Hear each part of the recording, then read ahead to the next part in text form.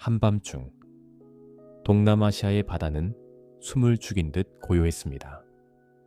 파도는 낮게 선체를 두드렸고 멀리 지나가는 선박들의 불빛만 검은 수평선 위에서 흔들리고 있었습니다.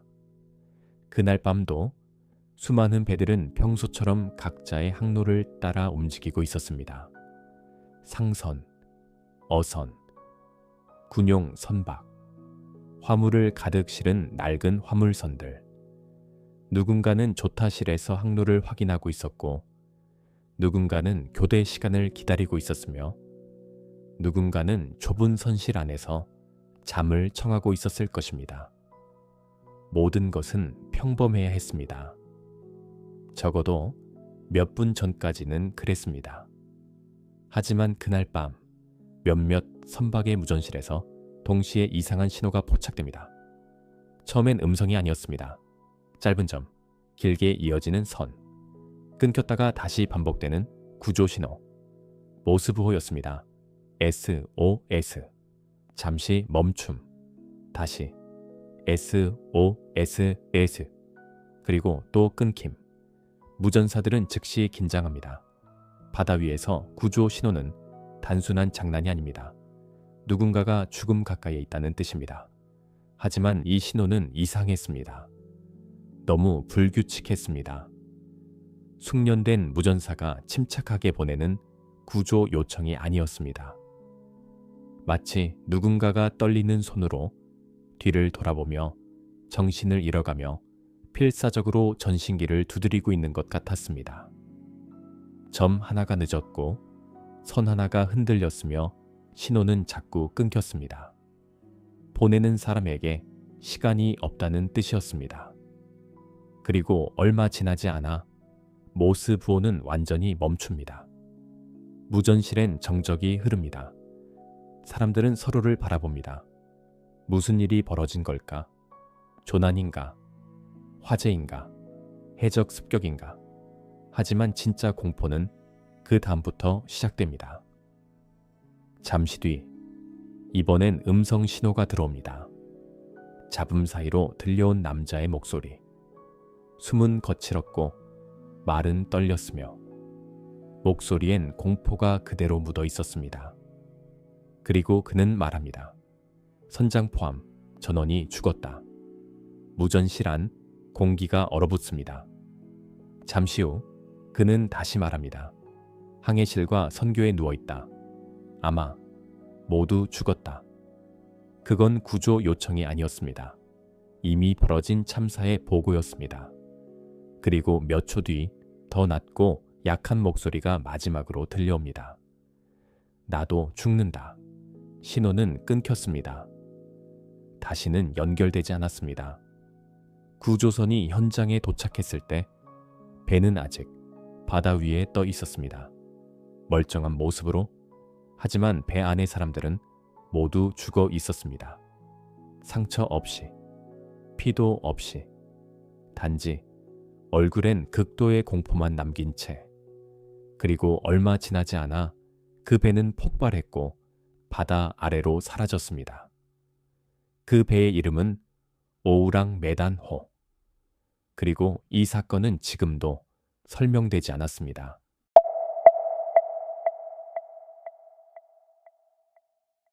(1947년) 제2차 세계대전이 끝난 뒤 세상은 평화를 말하고 있었습니다. 도시는 무너진 건물을 다시 세우고 있었고 사람들은 새로운 시대를 기대하고 있었습니다. 하지만 바다는 달랐습니다. 전쟁은 끝났지만 전쟁의 물건들은 아직 남아 있었습니다. 군수 물자, 탄약, 화학약품, 폭발성 화물, 정식 기록에 남기 어려운 물건들, 그리고 그것들을 싣고 조용히 움직이는 배들. 특히 동남아시아 해역은 혼란과 거래와 침묵이 뒤섞인 곳이었습니다. 말라카 해협 인근, 세계에서 가장 복잡하고 바쁜 항로 중 하나. 낮에는 상선이 지나가고 밤에는 이름 모를 배들이 움직였습니다. 오늘날처럼 모든 선박이 기록되고 실시간으로 추적되던 시대가 아니었습니다. 어떤 배는 국적이 흐릿했고 어떤 배는 선적 기록이 없었으며 어떤 배는 존재조차 모호했습니다. 그런 시대의 바다 위에 한 척의 배가 있었습니다. 오우랑 메단호. 이름만 남은 배. 어느 나라 배였는지, 무엇을 실었는지, 어디서 출발했는지, 어디로 향했는지 지금도 분명하지 않습니다. 하지만 한 가지는 확실합니다. 그 배에서 누군가 마지막 구조 신호를 보냈다는 것입니다. 음성 무전보다 먼저 잡힌 것은 모스부호였습니다. SOS. 짧고 길게 이어지는 점과 선. 당시 일부 선박과 해안 시설은 불규칙한 구조 신호를 받았다고 전해집니다. 신호는 정상적이지 않았습니다. 일정한 리듬이 없었습니다. 숙련된 무전사가 보내는 정확한 구조 요청과는 달랐습니다. 마치 손이 떨리는 사람, 공포 속에서 주변을 살피는 사람, 숨이 차오른 사람, 혹은 이미 몸이 마비되기 시작한 사람이 보내는 신호처럼 리듬은 무너져 있었습니다. 점 3개, 긴 선, 멈춤, 다시, 점, 그리고 끊김. 무전사들은 즉시 이상함을 느꼈습니다. 보통 조난 신호에는 이어서 배 이름이나 위치가 나옵니다. 하지만 이 신호에는 오직 절박함만 있었습니다. 누군가 살기 위해 마지막 힘으로 기계를 두드리고 있다는 느낌만 있었습니다. 그리고 그 신호는 갑자기 멈췄습니다. 마치 전신기를 두드리던 사람이 더 이상 손을 움직일 수 없게 된 것처럼. 잠시 뒤 음성 무전이 시작됩니다. 잡음 속 남자의 목소리는 이미 무너져 있었습니다. 선장 포함 전원이 죽었다. 항해실과 선교에 누워있다. 아마 모두 죽었다. 그는 도움을 요청하지 않았습니다. 이미 늦었다는 걸 아는 사람의 목소리였습니다. 그리고 몇 초 뒤 더 약한 목소리가 다시 들립니다. 나도 죽는다. 그 말 뒤로 아무것도 들리지 않았습니다.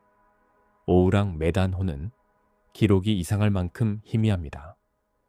정확한 선적 기록도 국적도 화물 목록도 분명하지 않습니다.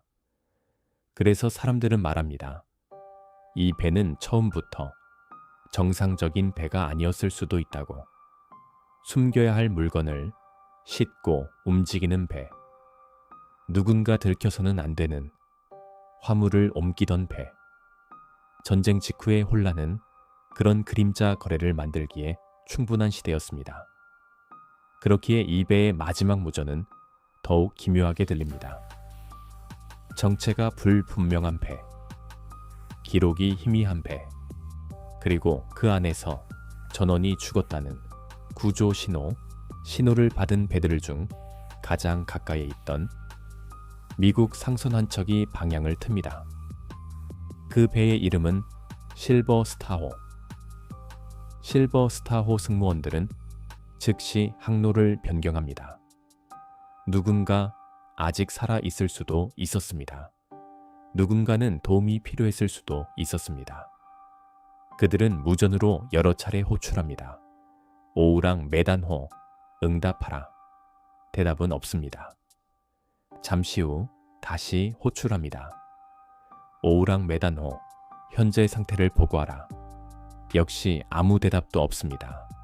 오직 잡음과 바람 소리만 돌아옵니다. 무전실 안 승무원들은 점점 불안해집니다. 구조 요청을 보낸 배가 갑자기 완전히 침묵한다는 것은 좋은 징조가 아니었습니다. 누군가 살아있다면 무언가 신호라도 보내야 했습니다. 하지만 바다는 조용했습니다. 그리고 얼마 후 어둠 속 수평선 너머로 선체 하나가 모습을 드러냅니다. 오우랑 메단호. 배는 바다 위에 멀쩡히 떠 있었습니다. 기울지도 않았고 불도 나지 않았고 선체가 크게 부서진 흔적도 보이지 않았습니다.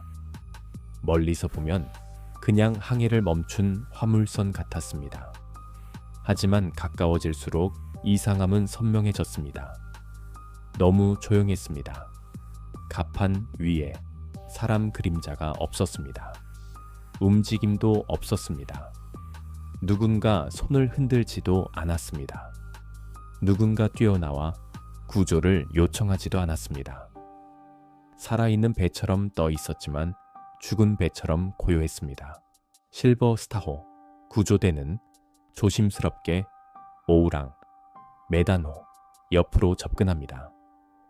두 배가 가까워질수록 이상한 정적은 더욱 무겁게 느껴졌습니다. 보통 조난선박이라면 멀리서도 사람이 보입니다. 손을 흔들거나 갑판 위를 뛰어다니거나 살려달라고 외치는 사람이 있기 마련입니다. 하지만 이 배는 달랐습니다. 갑판 위엔 아무도 없었습니다. 문은 열려 있었고 밧줄은 늘어져 있었고 바닷바람만 빈 갑판을 스치고 지나갔습니다. 마치 사람들이 방금 전까지 있었지만 순식간에 사라진 것 같은 풍경이었습니다. 살아있는 배처럼 떠 있었지만 이미 버려진 배처럼 느껴졌습니다.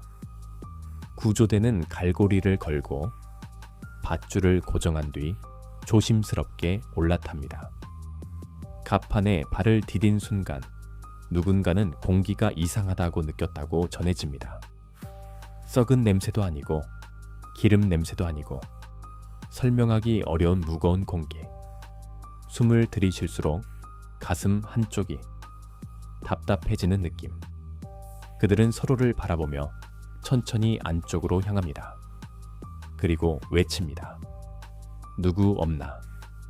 대답은 없었습니다. 메아리조차 없는 침묵만 돌아왔습니다.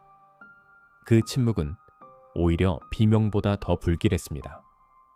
통로 안으로 들어선 구조대는 곧 첫 번째 시신을 발견합니다. 선원 한 명이 복도 바닥에 쓰러져 있었습니다. 몸에는 큰 상처가 없었습니다. 피도 보이지 않았습니다. 칼에 찔린 흔적도, 총에 맞은 흔적도 없었습니다. 하지만 얼굴은 정상적인 죽음을 맞은 사람의 얼굴이 아니었습니다. 눈은 크게 떠져 있었고 입은 벌어진 채 굳어 있었습니다. 마치 마지막 순간 도저히 믿을 수 없는 것을 본 사람처럼. 구조대는 말을 잃습니다. 그리고 더 안쪽으로 이동합니다. 그곳엔 또 다른 시신이 있었습니다. 계단 아래, 기관실 입구, 조타실 문 앞, 항해실 주변, 선원들은 곳곳에서 쓰러져 있었습니다.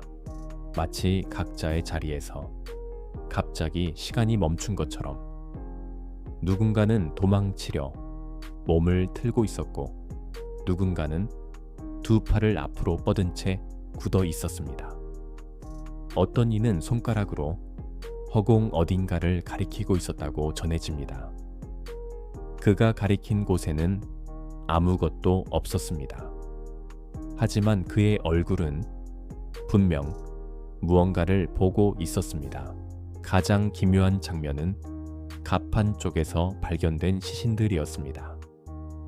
일부 기록과 후대 전설에 따르면 몇몇 선원들은 하늘을 향해 혹은 태양을 향해 손을 뻗은 자세로 죽어 있었다고 합니다. 그것은 단순한 경련 자세였을까요? 아니면 마지막으로 도움을 요청한 것일까요? 혹은 눈앞에 다가온 무언가를 막으려 했던 걸까요? 구조대가 본 것은 죽은 사람들의 몸이 아니라 죽기 직전의 공포가 그대로 남은 장면 같았습니다.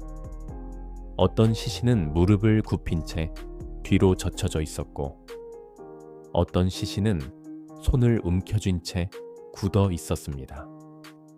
어떤 이는 이를 악문 채 마지막 힘으로 버틴 모습이었다고도 전해집니다. 그리고 거의 모두의 얼굴은 같았습니다. 극도의 공포, 믿을 수 없는 것을 본 사람들의 표정. 마치 같은 순간, 같은 것을 본 사람들처럼. 한 구조대원은 쓰러진 선원 한 명 곁에 무릎을 꿇었다고 전해집니다. 죽은 사람에게 마지막 예의를 갖추려 했던 것인지 그는 손을 뻗어 눈을 감겨주려 했습니다. 하지만 눈꺼풀은 움직이지 않았습니다. 다시 힘을 주어 눌러보았지만 마치 강철처럼 굳어 있었다고 합니다. 살아있는 피부의 감촉이 아니라 굳어버린 가면 같았다고 전해집니다. 그리고 그 눈동자는 여전히 허공의 어떤 지점을 향하고 있었습니다.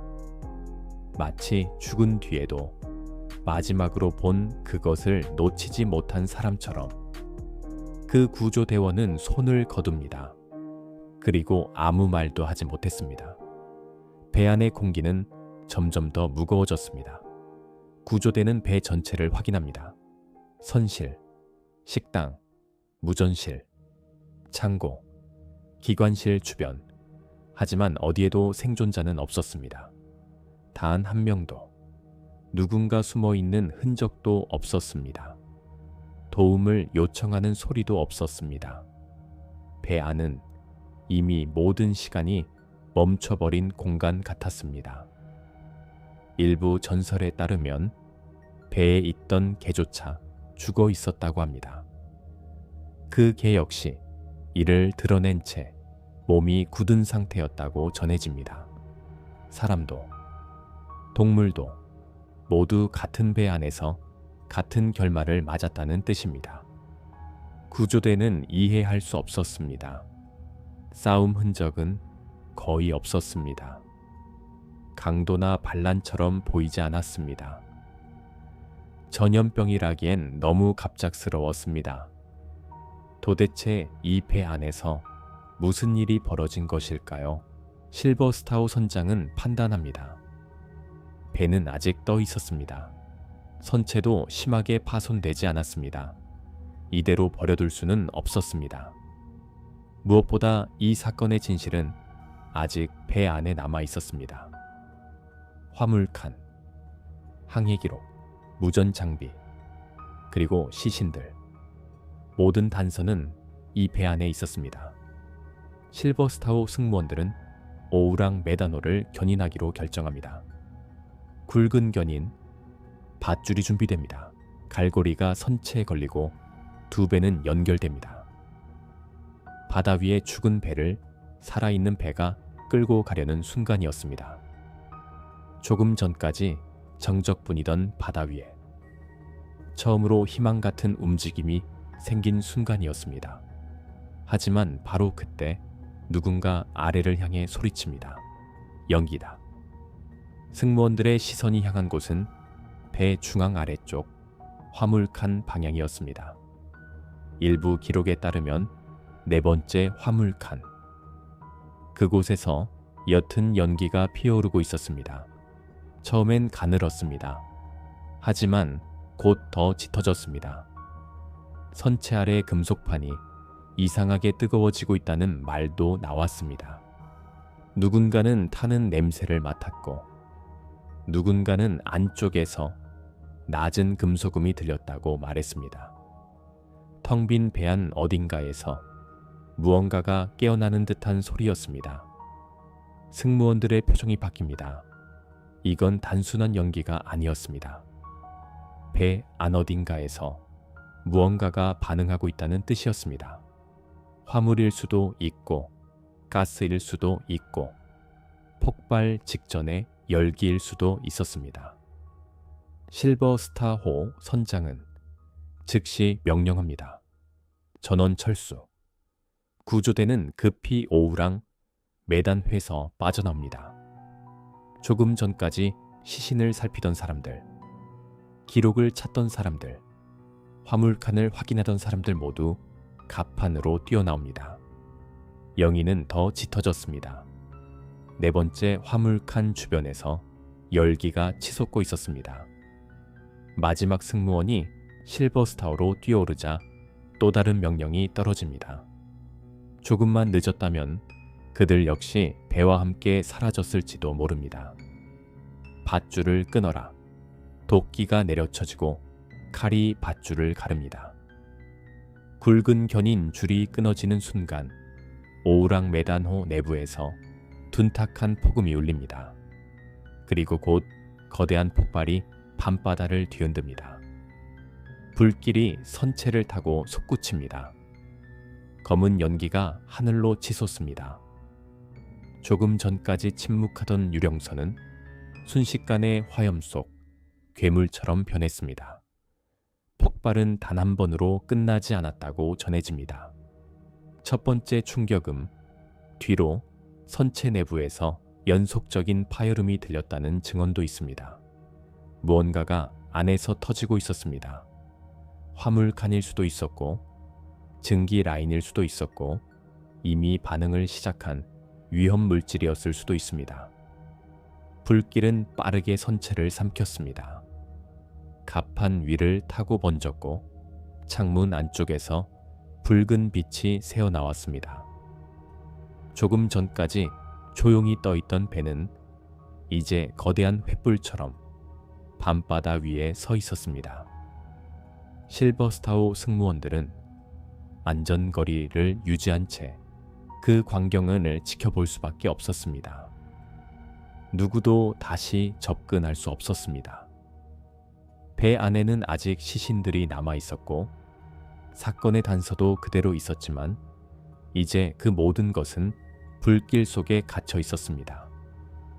얼마 지나지 않아 선체가 한쪽으로 기울기 시작합니다. 바닷물이 타들어간 선실 안으로 밀려 들어갑니다. 갑판은 서서히 잠기고 영인은 더 짙어졌습니다.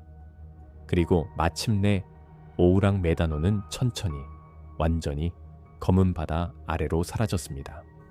물 위에 남은 것은 잔해 몇 조각, 기름띠, 그리고 설명되지 않는 침묵뿐이었습니다. 그 순간 이 사건을 풀 수 있었던 거의 모든 증거도 함께 사라졌습니다.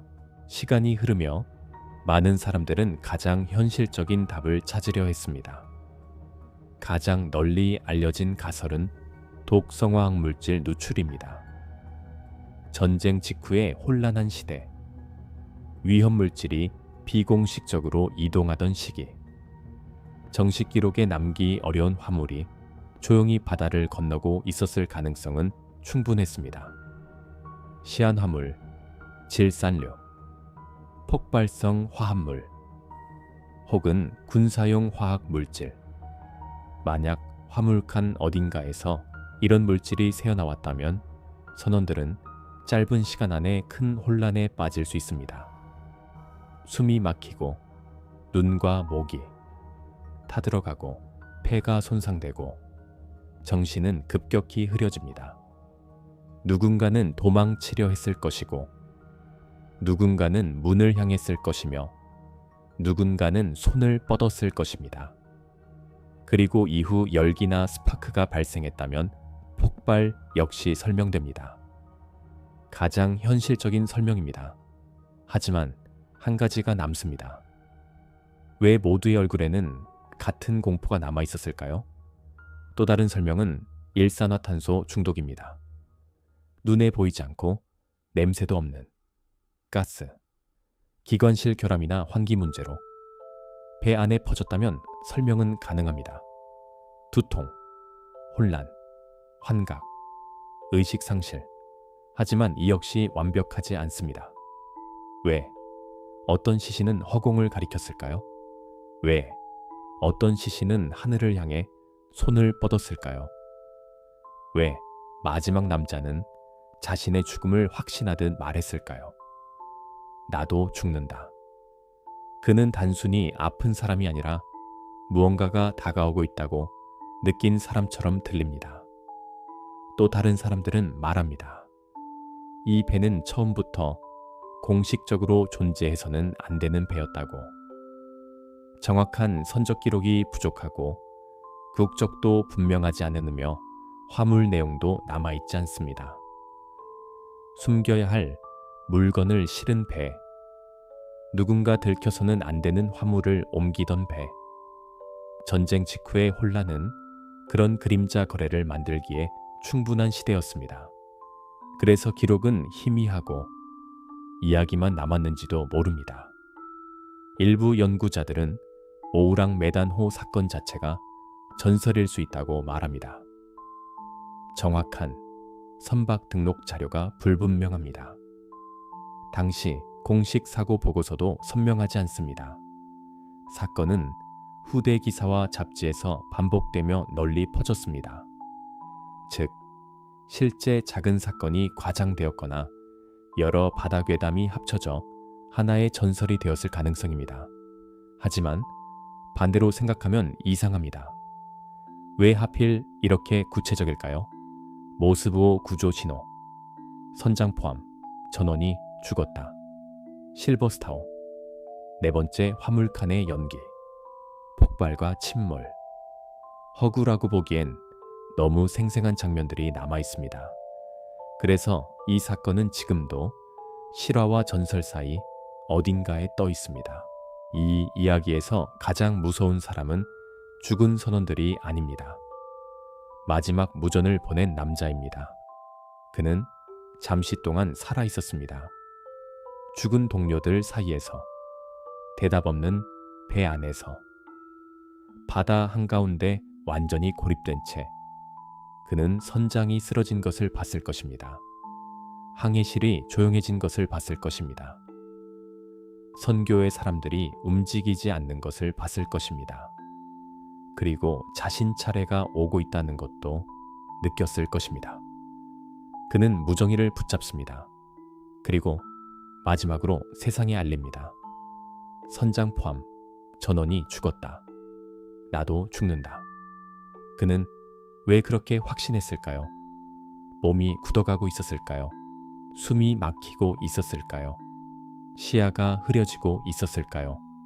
아니면 정말로 무언가를 보고 있었을까요? 우리는 모릅니다. 하지만 바로 그 답이 없기에 이 이야기는 아직 끝나지 않았습니다. 한밤중 동남아시아의 바다 위에서 먼저 구조 신호가 울렸습니다. 그리고 이어진 음성무전. 선장 포함, 전원이 죽었다. 나도 죽는다. 미국 상선 실버스타워가 도착했을 때 오우랑 메다노는 멀쩡히 떠 있었습니다. 하지만 그 안의 사람들은 모두 죽어 있었습니다. 상처 없이, 피도 없이. 단지 공포에 질린 얼굴로. 누군가는 하늘을 향해 손을 뻗고 있었고 누군가는 허공을 가리키고 있었습니다. 그리고 얼마 지나지 않아 네 번째 화물칸에서 연기가 피어올랐습니다. 밧줄은 끊어졌고 배는 폭발했습니다.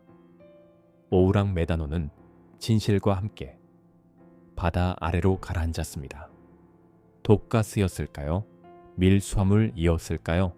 일산화탄소였을까요? 처음부터 존재하지 않았던 전설이었을까요? 아니면 우리가 아직 이름 붙이지 못한 무언가였을까요? 그날 밤 마지막 남자는 죽기 직전 무엇을 보고 있었던 걸까요? 그리고 왜 그는 자신의 죽음을 이미 알고 있었던 걸까요? 그 대답은 아직도 바다 아래 잠들어 있습니다. 다른 기록은 아직 많이 남아 있습니다. 구독하시면 모든 기록을 확인하실 수 있습니다.